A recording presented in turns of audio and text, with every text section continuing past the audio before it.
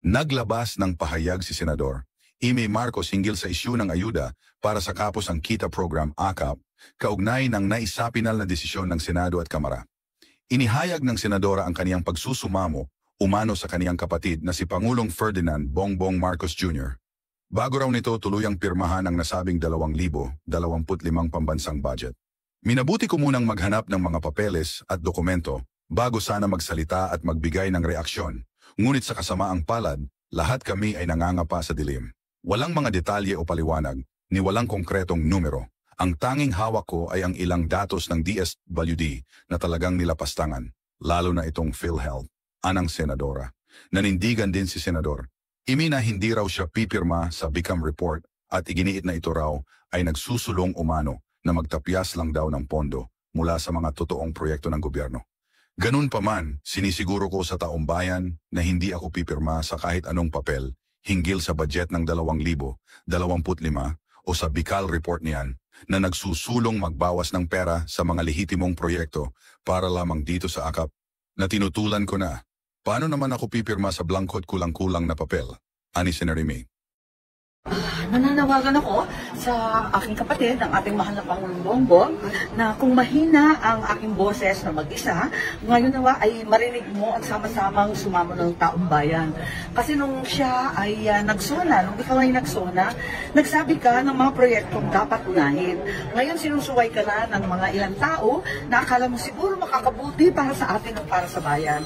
Pero nakita naman natin na eto nga at nakikiusap ako na sana pakitutukan mo ang issue ng pondo at ng budget at ipaalala na ang pakikialam ng mga mambabatas sa departamento at mga sangay ng gobyerno ay labag sa batas at labag sa konsensya ng tao.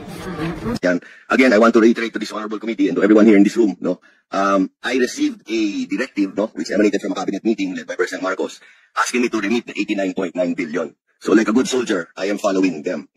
Now, I'm not a lawyer po. So of course, before I did it, I made sure I got clearance from COA, from GCG, and from OGCC. And today I'm very happy to see my good friend here with us because yesterday, I don't know if you're aware, Solgen came out with a lot of opinions, very good opinions and statements, regarding this transfer, that it is legal, it is above board, blah, blah, blah, blah, and all that, So, so you mean, legally, possible po ito? Yes po. So legally possible.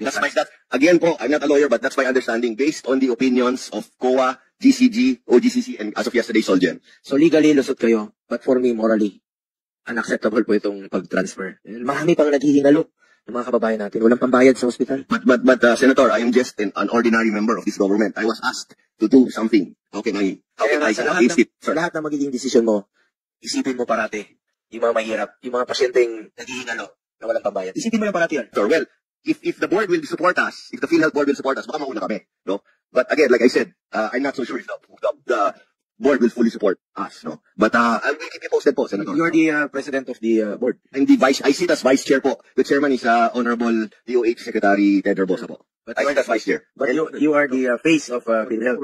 Yung pong nagpapatakbo, you're part of the EXICOM. Kung ano naman siguro ang rekomendasyon ninyo ay malaking weight po yun, That's true po, pero I don't know if you recall po, when I announced this in our last hearing, the next day, lumabas po sa newspaper si Secretary Herbosa. Sabi niya, he's strongly against it. In fact, yung exact words niya, what the hell is Ledesma talking about, He's never heard of anything like that, and he thinks it's outrageous. So I don't think I will be able to get his support on this. Yes, sir. Yan ang gusto ko sa Mr. Ledesma. Palagi mong kinukol yung mga request namin dito, lalo pat kung mahirap na kabayan ang ating pinag-usapan. So, pupunta pala talaga. Thank you for that. Basta makatulong po kami, Senator Tulfo. We're always there po. Prophylaxis, yung teeth cleaning, dapat po dyan at libre, especially sa mga minimum wage earner, dyan sa mga senior citizen. Pero ang dami ko nakikita, in fact, I talked to some people sa DOH na isa sa mga problema ng ating bansa ngayon, sila-silang ngipin at napakaraming mga bungal, mga kababayan natin, because they cannot afford.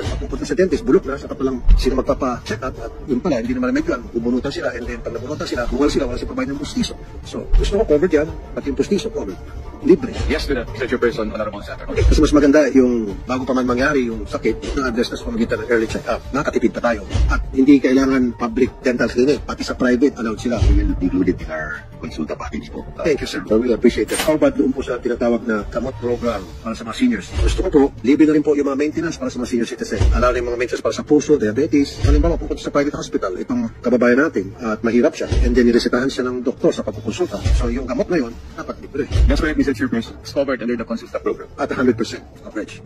Yes, Mr. Chairperson. Saan po malalaman ng mga pasyente na meron palang konsulta program dito or pag private accredited at dito natin magpakonsulta and then maresitahan ako ng gamot libre, complements of PhilHealth, anong klaseng information dissemination meron kayong ginagawa? Through our employees in the region, we're also announcing this information through radio as well as... Okay, let's say another. PhilHealth has a 500 billion reserve.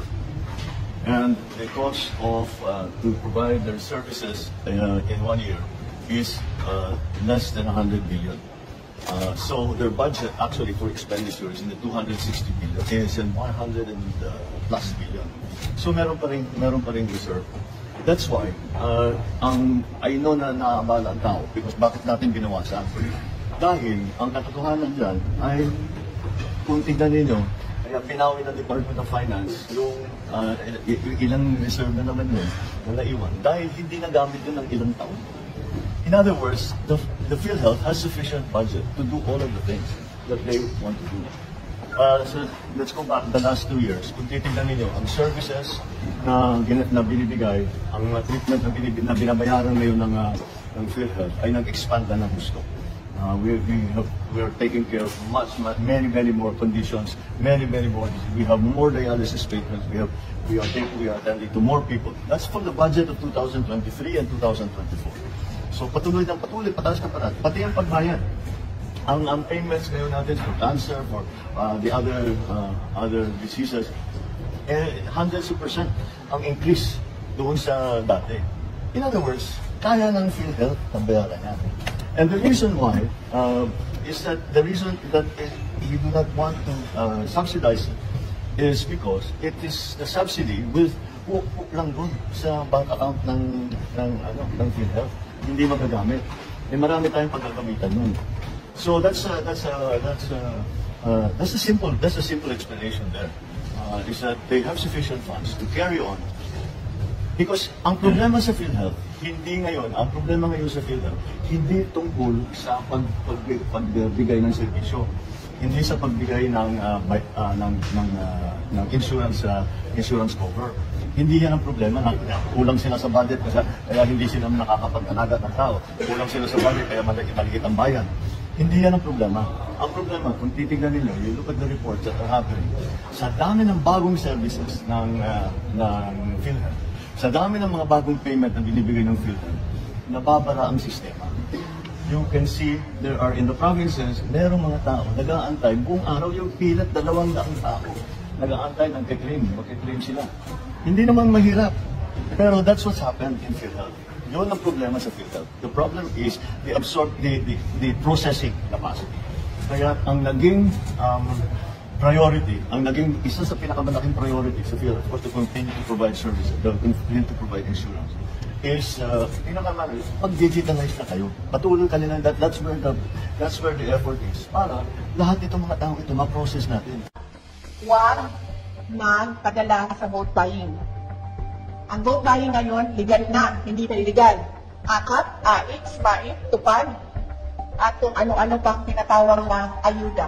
Nagiging legal ang vote buying. Bakit nagiging legal ang vote buying? Dahil kontrolado siya ng mga politiko ngayon.